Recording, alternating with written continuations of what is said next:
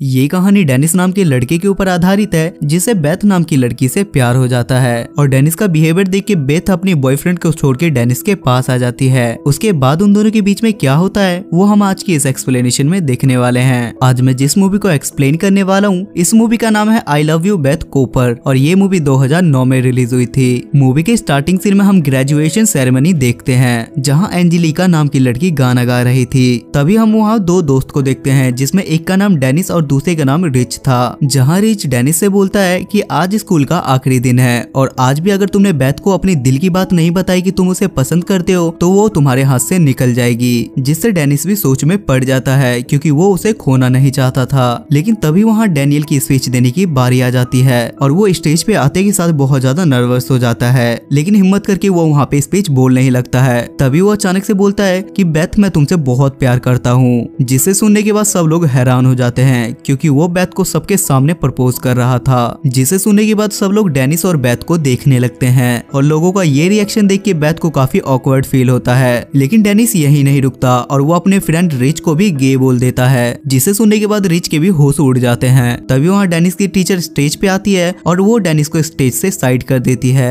जब वहाँ सब कुछ खत्म हो जाता है तो डेनिस की टीचर उससे आके वहाँ पे मिलती है और उससे पूछती है कि क्या तुमने ड्रिंक कर रखी थी जो तुम स्टेज पे ऐसी पागलों जैसी स्पीच दे रहे थे। तब डेनिस अपनी टीचर को बोलता है कि मुझे रिच ने ऐसा बोलने के लिए कहा था और तभी वहाँ अचानक से बेथ डेनिस के पास आ जाती है और वो उससे बोलती है कि भले ही मुझे उस टाइम पे ऑकवर्ड फील हो रहा था लेकिन अब मुझे उन बातों से अच्छा फील हो रहा है। और तभी वहाँ पे डेनिस का दोस्त रिच भी वहाँ आ जाता है और वो डैनियल और बेथ के सामने बोलता है कि मैं गे नहीं हूँ। लेकिन रिच को इन चीजों से ज्यादा प्रॉब्लम नहीं थी और वो बेथ से बोलता है कि आज डेनिस के घर पे पार्टी है और तुम्हें भी वहाँ आना होगा, जिस पर बेथ बोलती है कि मुझे घर पे बहुत ज्यादा काम है और अगर मुझे टाइम मिला तो मैं डेफिनेटली वहाँ पे जरूर आऊंगी। लेकिन तभी वहाँ अचानक से बेथ का बॉयफ्रेंड आ जाता है और वो बेथ के सामने ही डेनिस को कुत्ते की तरह मारने लगता है क्योंकि डेनिस ने स्पीच देते टाइम उसकी भी बेइज्जती की थी। और तभी वहाँ डेनिस की टीचर आ जाती है और उन दोनों की लड़ाई बंद करवाती है। तभी वहाँ से सीन स्विच होता है और हम डेनिस के मॉम डैड को देखते हैं और वो अपनी वाइफ के साथ बाहर कहीं घूमने के लिए जा रहे थे। तब डेनिस के पापा डेनिस से बोलते हैं कि तुम्हारी लाइफ अभी एंजॉय करने की है और मेरी मानो तो तुम्हें किसी लड़की के साथ घबाघब करना चाहिए या तुम्हारी कोई गर्लफ्रेंड भी होनी चाहिए। और बोलते हैं कि अगर तुम्हें किसी के साथ घबाघब करना है तो ड्रॉर में प्रोटेक्शन रखा है और तुम धक्का बेल करने से पहले उसे यूज जरूर करना। और ये बोल के उसके डैड वहाँ से चले जाते हैं और उसके थोड़ी ही देर बाद बेथ अपनी दो दोस्तों को लेके उसके घर पहुंच जाती है जिसका नाम कैमी और ट्रेसी था।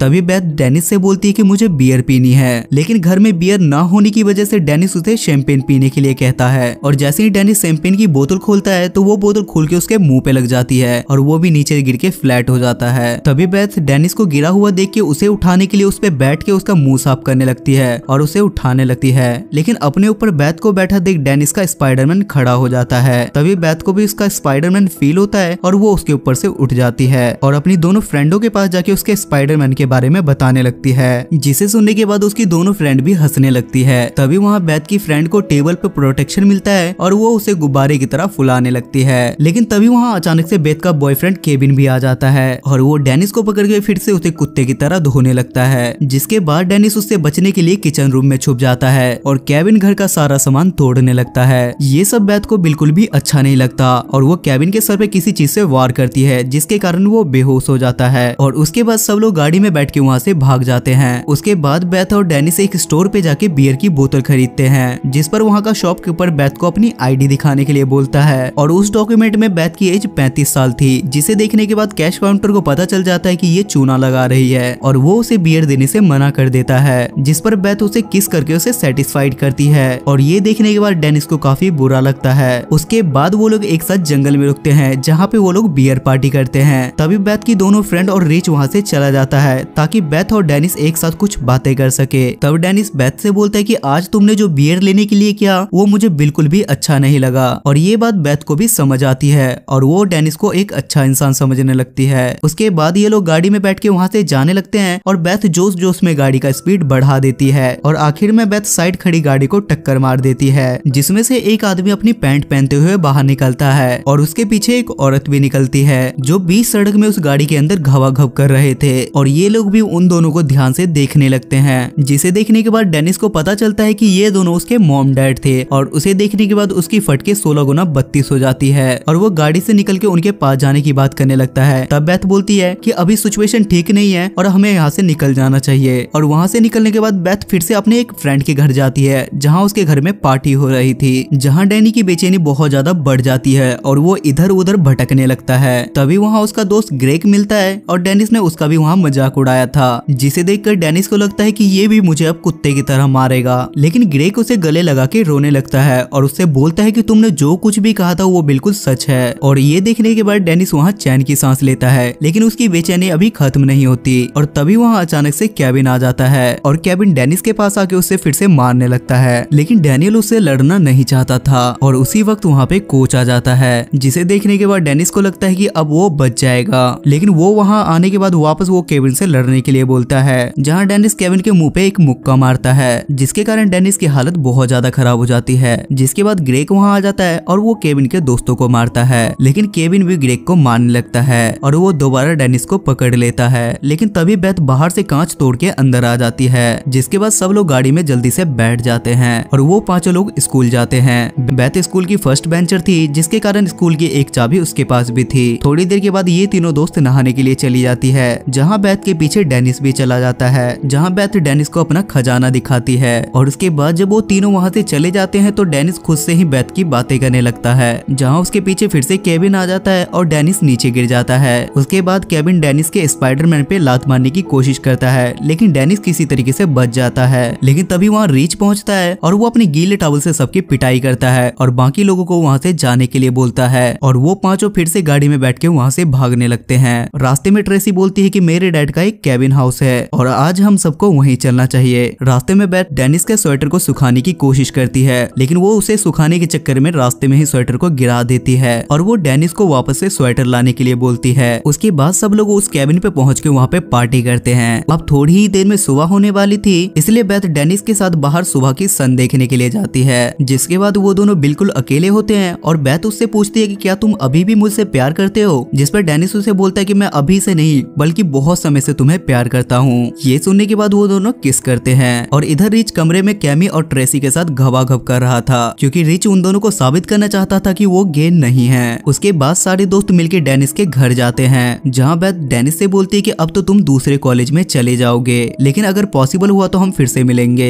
जिस पर डेनिस उसे बोलता है कि आगे चलकर अगर तुम्हारा कोई बॉयफ्रेंड नहीं हुआ तो मैं तुमसे ही शादी कर लूंगा। जिसके बाद बेथ डेनिस को हक करके वहाँ से चली जाती है। तभी डेनिस रिच को बोलता है कि मैं फ्यूचर का इंतजार नहीं करूंगा और मैं अभी जाके बेथ को प्रपोज कर दूंगा कि मैं तुमसे शादी करना चाहता हूँ। और ये मूवी यहाँ खत्म हो जाती है। सो गाइस, आई होप कि आपको आज की एक्सप्लेनेशन पसंद आई होगी। और इस मूवी की IMDb रेटिंग है 5.3 स्टार्स आउट ऑफ 10 और इसे गूगल यूजर ने 75% लाइक किया है। अगर आपको एक्सप्लेनेशन पसंद आती है तो आप मेरे इस नए चैनल को सब्सक्राइब करके मुझे सपोर्ट करें, ताकि मुझे वीडियोस बनाने की मोटिवेशन मिलती रहे। तब तक के लिए स्टे सेफ, स्टे हेल्दी।